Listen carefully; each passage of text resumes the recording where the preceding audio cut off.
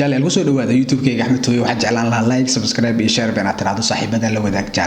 جعل الهموغان سوق لو حنا يوتيوب ككلات هيسيد وتوي شو يكون جرام برنامج فرق بدن وسياسة يحيابها يعني وهذا الله أدبو مهم بقطه رجينا يا جعل بل أنكسو عن ما أنت برنامج أنو أنكسو قادنا إنترنت ولا جرى كوفرت الصومالية أردن أي إنترنت كلا جرى ومجلسة إنترنت وش غين ماي مجال المقدس وقبل كبنادر قبل كمدود ومجال قال كعيد قبل لابنسا قال جدود هيران شباب الدحى شباب هذا خاصة جبادة الدحى جدو باي بكر قبل هذا كوفرت أردن إنترنت وبيجري جعل مركا إنترنت كان جعل ولا جرى sababaha loo jiraa la isku hayaa oo magarasa siyaabo kala duwan loo leeyahay laakiin warka ugu xoogan waxa uu tilmaamayaa in jaritaankan ay ka dambeysay shirkadda Hormuud oo heshiis la gashay dawladda federaalka madaxweyne Farmaajo ayaa waxa uu markaas jaray isgaarsiinta gabaanba isagoo doonaya in magarasa uu ku qariyo guuxa siyaasadeed ee ka jira magaalada Muqdisho ee gobolada koonfurta oo la xiriira xidhitaanka shalayto markaasi waxa uu la tuuray ra'iisul wasaare Xasan Cali Khayre oo baarlamaanka uu isku yimid ra'iisul wasaare Kalsoon ka laaban uu yiri mar dambe xalayto xilli dambe ra'iisul wasaare Xasan Cali Khayre uu hadal uu yiri waa tanaasulay oo rabsho iyo balad dooni mahay oo asagna jala isagoo garlo oo magarasa sida ay u dhacday marka internetka sababaha loo xiray waxay weeye arrimo siyaasadeed xalayto ayaa laga shaqeeyay oo gabi ahaanba la joojiyay internetka dadka xamar joogay iyo koonfurta oo dhammaan kuwa bariistan xalayto saaka aroortii iyaga oo magaranaysa wax internet aan haysan xaaladda ayaa bulshada la soo gudboonatay marka ilaa iminka oo galabnimada ah oo video kan aan duubahayo jalayaal taariikhdu waa 26 bisha 2020 magaranaysa jalayaal wax internet magaalada Muqdisho gobolada koonfurta intaan tirinahay oo dhan wax internet gabi ahaanba ma ay haystaan jale dawladda ka dambeysay waxay doonaysaa in lagu joojiyo hadalhaynta ka hadlida shirarka siyaasadda isku imaanshaha waxaas oo dhan oo magarasa ay muhiim u ah adeegga isgaarsiinta oo telefoonka inta badan lagu wada hadlo ogtiin jale waxa kaloo muhiim jale dawaataan adeegga internetka waxyaabo fara badan oo bulshada u qabtaa adeegyo fara badan oo bulshadu uga baahnaa adeegga internetka ay gabi ahaan joogsan oo ay kamid tahay dacwaaladaha iyo adeegyada ay ku shaqeynayeen banuugta iyo waxyaabaha magarasa adeegga internetka oo waliba inta badan warbaahinta faraha badan aad arkaysiin ee baraha bulshada iyo waxaas oo dhan oo Soomaalida koonfurta joogta gabi ahaan ba istaageen maxaa waay internetkii ayaa la jaray internetka marka uu adeeg asaasi ah oo muhiim u ah bulshada Soomaaliyeed ee goboladaas iminka markaas laga noqday guud ahaan jaray waxa cusub mudan marka jalayaal sidii loo jaray ayaa la isku hayaa oo waxa la leeyahay shirkadda Hormuud ayaa heshiis la gashay magarasa dawladda federaalka ee Soomaaliya isla markaana loo magarasa sababta loo jaray laakiin waxa cusub mudan Hormuud kaliya shirkaduhu ma ahan oo waxa jira shirkado kale oo Hormuud marka ay kamid tahay shirkadda Global iyo Somtel hayeeshe jalayaal waxa cusub mudan Hormuud waa shirkadda ugu weyn oo meesha joogto oo dadka dhan telefoonada wataan marka keebalka ay qayb weyn ku leedahay iyadana mas'uulka oo internetka kala qoryaha kala way ka qaataan oo qaybis waa ay sababtaan marka keebalkii la jaray oo laga joojiyay sababtaas aan ugu wacan Hormuud anaga dambayso oo heshiis la gashay Farmaajo arrintan siyaasadeed in magaranaysa laga qaboojiyo oo ah in la hadal magarasa la iskaga imaanin magarasa waxba aan la iska oran wixii ay sameeyeen kooxda Farmaajo ee magarasa siyaasadda iminka aad moodid ku sii liidanayaan oo meesha laga saaray jale marka internetku sidaas buu maqan yahay jale bal marka ugu horeyso aan dul istaagno Hormuud waa shirkadda taqaaniin ee argagixisada dadka Axmed Cali Jimcaale la yiraahdo askale koonfurta Soomaaliya oo magaalada Galkacyo ilaa Kismaayo ay joogta oo magarasa dhul weyn bay ku fadhisaa marka waa shirkadda ugu weyn oo adeeg ugu badan bixiso oo telefoonada dadku ay wataan oo magarasa telefoonka laftigiisana internet lagu dul wataayo oo ku horeysan Soomaaliya in badan wax badan iska bedel iminka sidoo hore maahan marka shirkadda noocaas ah ee balada ah weeye Hormuud iyada heshiis la gashay marka Farmaajo arrintaana waxay la xiriirtaa jalayaal in lagu joojiyo wararka socda jale hayeeshe shirkadda tan waxay leedahay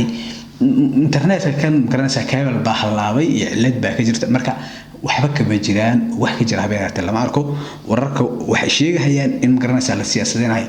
waxay wax uga jirin adigu ku oga karaysa waxay tahay saddexda shirkadood in mar qurax wada ay ka wada baxaan magarasa oo gargaraysa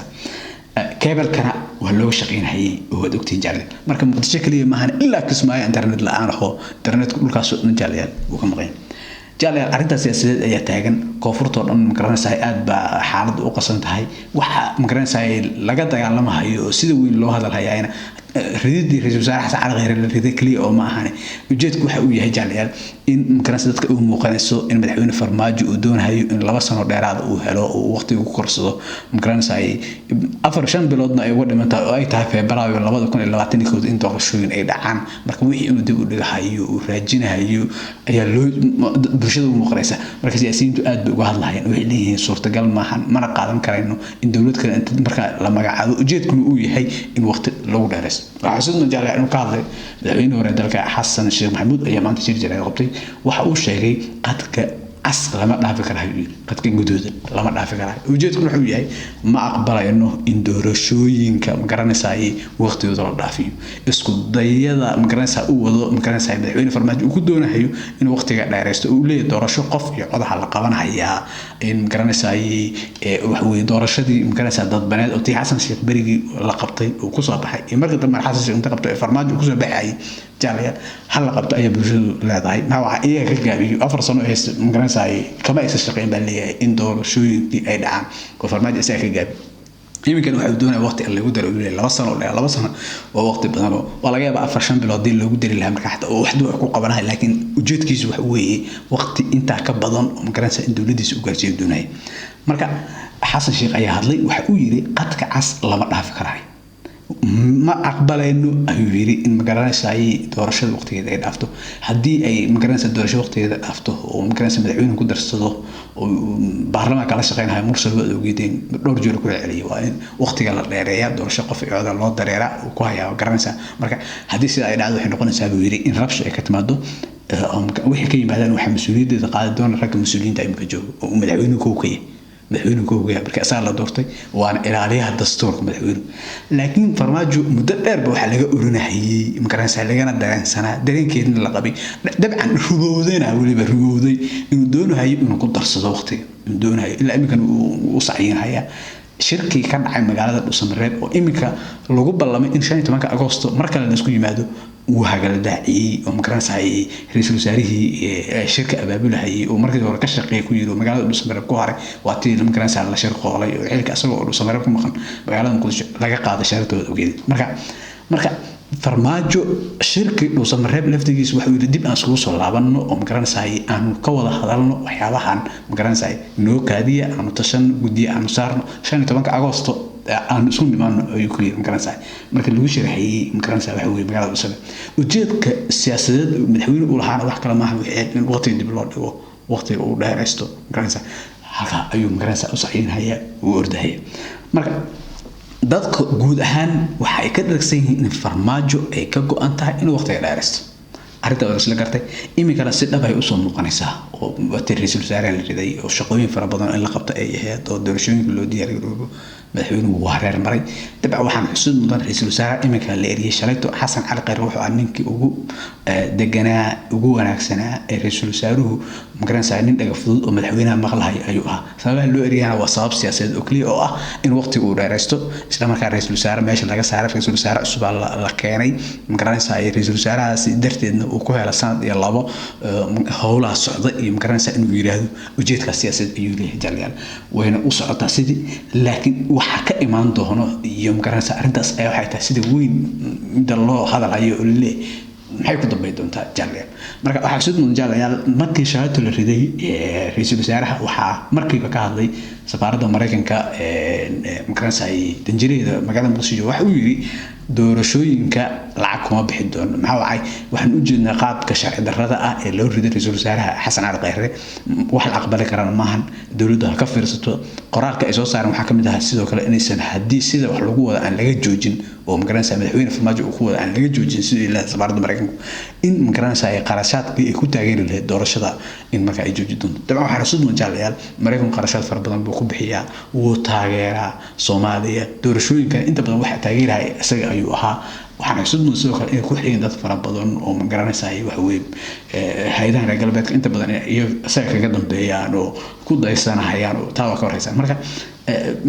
dhibaato ay ku taagaleeyeen madaxweyne farmaajo oo dhalashada Mareykanka markii hore haystay inkastoo hadda waa wareejin leeyahay ogtiin dhalashadaas waa la soo laaban karaya ku dhawaa oo Mareykanka magaranaysa tusaale oo ahaa in hadalka ay kaga hor yimid waxay ka dhigan tahay arbaaxiyo siyaasadeed oo magaranaysa madaxweynaha uu soo wajahday marka maraykanku sidaas ugu hadlay dad fara badan oo siyaasiyiin way ka hadlayaan kuma darsan karayo aqbala mayno ayaa leeyahay sababtoo ah xusid manjaalayaal shariif wuxuu ka shaqeeyay doorasho in dalka ka qabsanto madaxweynaha hore dalka sheekh shariif madaxweynaha ku xigay xasan sheekh ayaa lagu doortay wuu ka shaqeeyay doorasho dalka inay ka dhacdo farmaajo imika jooga lagu doortay farmaajo waqtigii doorasho qof iyo cod iyo wixii la sameyn lahaa ma sameyn oo ammaanka qayb ka ahaa iyo waxyaabahaas oo dhan ma sameyn marka dhibaatada ayay taagan waxaadna moodaa jidkii wanaagsanaa oo ay mareen oo dowladnimada iyo horumarinta iyo doorashooyinkii sheekh shariif iyo xasan sheekh ay qabteen in madaxweyne farmaajo uu ka meermeerahayo jaalaya marka shirka dhusmareebna uu soo socdaa inuu iska qayb galayn ayaana muuqata markay heshiiskii ninka wax ka saxiixday oo meesha la joogay wasaaraha meesha uu ka baxay asaguna ujeedkiisu wuxuu yahay doorasho qof iyo cod ah iyo marmarsiyo iyo ujeedooyin kale iyo doorashada dadban iyo xilligeeda inay ku dhacday waxaas oo dhan uu diiday jaalay marka internetkan la gooyay magaalada muqdisho sababaha loo gooyay waxa weeye reetaanka shalay ra'iisul wasaare qeyre iyo bulshada inaysan ka hadlin in waxba la isku oran ujeedka ayaa laga leeyahay sababta ayaa loo jaray guud ahaan internetkii koonfurta Soomaaliya oo magaalada muqdisho marka ugu muhiimsan tahay ka mid tahay jaalay barnaamijkan aan ku soo qaadanay internetka koonfurta Soomaaliya ka go'an iyo magaranaysa xaaladda siyaasadeed ee cakrin kadib reetaanka ra'iisul wasaare xasan qeyre iyo madaxweynaha hore dalka xasan sheekh oo ka hadlay